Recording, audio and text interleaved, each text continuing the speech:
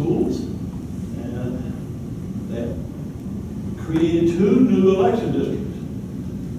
What you're going to see over here from now on is, here are the dates when they were elected, here's who was elected, here there's comments, delegates to the Continental Congress, etc. I'm not going to read it, you got it in there. The militia, military changed considerably in this General Assembly. They decided to have brigades of militia based on these regiments and still have these regiments. And they created a Navy group. Hoorah. Second Constitution, 2 years later. Why? Because of the stupidity of what I showed you, the voting these guys in, they got to be replaced by Bill, whatever. They changed all that. They came up with, that's 45. And we renamed the vice president, the governor, lieutenant governor. The governor has no longer has veto power. We have a full Senate. We have qualification requirements for everybody. The state will no longer provide financial assistance to the Church of England. Boom. First governor, no. Second president, first governor. That's Rawlins Lowndes. And as you see, that was the Legislative Council. It's now the Senate. It's now the Secretary of State. They now have qualifications as to who can be in there and they have qualifications for voters. But the biggest thing is, everyone here must be of the Protestant religion. Catholics need not apply. Jews need not apply. You have to be a member of a Protestant church. But again, the General Assembly elects, the General Assembly elects, the General Assembly elects. It's all power to the General Assembly. And the day after this was ratified, John Rutledge resigned office because he didn't like this Constitution. And I don't want there's a third one. So we get up to 1779. A lot happens. Prevost, we talked about it earlier, comes a knocking, and Prevost makes his rounds through South Carolina and almost takes Charleston, as we know, and then he gets run back out of town. But he sure wreaks a lot of havoc along the way, and he stirred up a lot of issues that people realize they need to sort of figure this out. And so D'Estaing came, we had a battle of Savannah we talked about. Lincoln comes in December. Lincoln comes with D'Estaing. Change that. All right. Here's a rookie. In 1779, the British left north, came by February 9th, 1780, and now we have the siege of Charleston.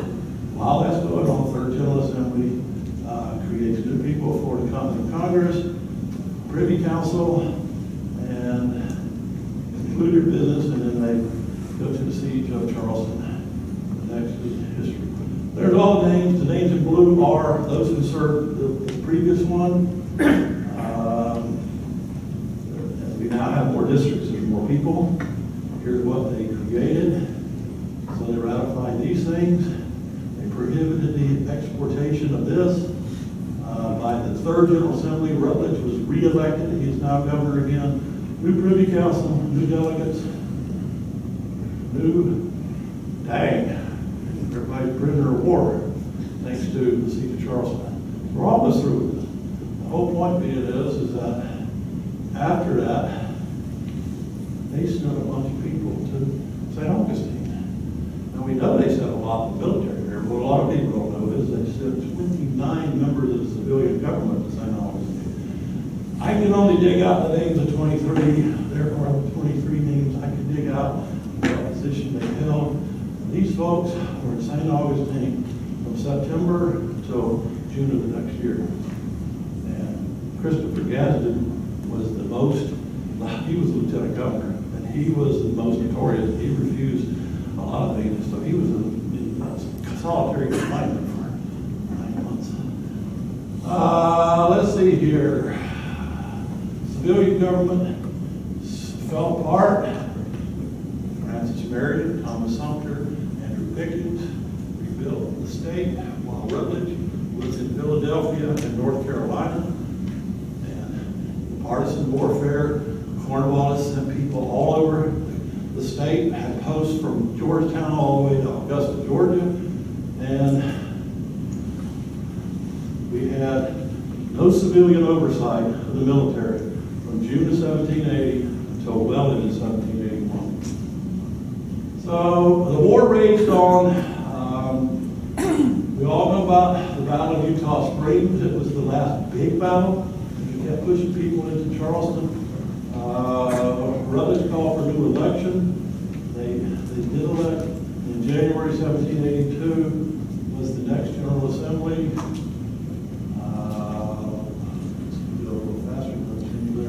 There's the fourth General Assembly that was held in Jacksonboro, and you see it's a little light on numbers of people because several folks could not vote. And there they all are. There's the results of what happened. They only passed 16 acts. They created a fair defense of the state, improved the militia law, etc. John Matthews was now elected governor. A lot of people don't realize Gadsden was originally elected governor, but he refused to serve. He said, "I won't." So they were elected Matthews. No big deal. We now have 4 brigades of militia and almost no Continental Army in the state. Continental Army is all dissipated. So now we're going to join in the United States, and we'll go a little faster. The war is not really over until September 1783, but the preliminary articles were signed in 1782. But even though they were signed here, word didn't make it to the colony until January, February of next year. So January, February of '83, Daniel Green was ordered to start figuring out who you're going to send home when the war is over with. And there's a lot of celebrations. We have Benjamin Girard, I pronounce that. We have new members of the Privy Council, elected, new delegates to the Congress, sheriffs, etc. Names. There was a big call for a county court system led by Henry Pendleton. Pendleton is why we have the town of Pendleton, and there was a district called Pendleton later in the 90s. And then we have justices of the peace, court of chancery. Girard decided that he was not going to be a do-nothing governor, so he got very proactive in setting the agenda for the state.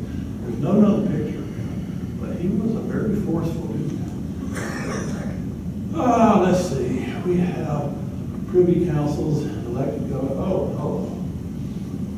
William Moultrie was elected to Continental Congress, but he didn't serve because he was also elected lieutenant governor. One of the things you find about the founding fathers of South Carolina is that the biggest mistakes they made were the legislative council. The second was they didn't ask anybody if they wanted to be elected to something. And so a lot of guys refused or declined. And you're like, why didn't you go ask him before you voted for him? A lot of this happened, and I was amazed when I was picking all those details out. How many people just said, not interested? So we'll move on faster since time is running short. There's the General Assembly names. There's what they accomplished. As you see, they incorporated the city of Charleston. Marion was appointed commandant of Fort Johnson. They identified Pickens and Sumter. Marion said, "I refuse because I didn't do anything wrong." Don't put me on that list. I didn't do nothing. All right. No picture of Girard. Special sessions. No changes in the district. The 6th General Assembly, there's new names. They authorized 34 new counties. Dang, what got into them? We're not going to call them districts, we're going to call them counties. They did. There are the counties that they established. Did any of them not make it? Let's see here. There was the Linton County. There was the Bartholomew County. There was the Shrewsbury. I don't think any of these. Almost all of these along the coast, except for a couple, did not make it. That was the first Marion County right there. despised it. The backcountry loved it. So, starting soon, we have now a new mixture of counties and parishes of ours districts. Hey, I'm at Dakota. Moultrie was the 5th Union governor. No change to this. The 7th General Assembly, you'll see what they did. They ratified 94 legislative acts. They appointed delegates to the Constitutional Convention. They're still having a Privy Council, delegates to the Continental Congress. There's our 6th governor, Thomas Pinckney. There are members that were sent to the U.S. Constitutional Convention in 1787-88. South Carolina ratified it on May 23rd. John Rutledge chaired the committee that drafted the first U.S. Constitution. He was very heavily involved in state and national politics. The U.S. Constitution, this is a bonus chart. It was the first national document of its kind. All 4 pages were on parchment. Ratified here. North Carolina did not because they were kicked off. But ratified it later. And it has been amended 27 times since then. Benjamin Franklin confessed that he didn't like it. It wasn't perfect enough. But it was good enough. And so, because Benjamin Franklin said it was good enough, it stuck. All right, bonus gratuitous slide. Here are the national constitution since then, 91, 12, 14, blah, blah, blah. Let's just read your information. Let's see here. A whole lot changed to these. Names. This is why you get 1,072 names. But guess what? This time frame, the General Assembly elected 2 people for the U.S. Senate. Wasn't until Wilson, where they decided to let the U.S. Senator be elected by the people, 1913, somewhere around there. Up until that point in time, they were elected by the state's legislature to represent the states. And that's why a lot of people don't like it to this day. Our first 2 senators were Pierce Butler and Ralph, say it, Izzard. Guess what? There were 2 guys named Ralph Izzard Jr., and only one of them got to go to Congress. And he was from St. James Goose Creek. That's the other thing you will get out of this, you can tell where it's from, which helps a lot. We have Charles Pinckney as the 7th governor. We now have the 3rd state constitution, and it stuck until the Civil War. It was amended a couple times, but it was a dang good document, and it was organized right. It basically had 11 articles, and there's the dates when it was amended, and there were the powers. It was approved, and it was ratified by the population of the state of South Carolina. Who voted on it? They had never voted on it before. These are the people who did it. They were elected from each of the different areas. These 7 could not figure out where they were from. U.S. Census. So you see we have 240,000, but 107,000 of them are slaves. They only get counted as 3/5. Remember that too. We all know that. But there's the U.S. Census. There's the towns established. There's the election districts. Parishes, counties. All Saints Parish was created in 1767, but this is the first time they get to vote. 1791, we now have Washington and the Pinckney, so this got renamed. This got changed.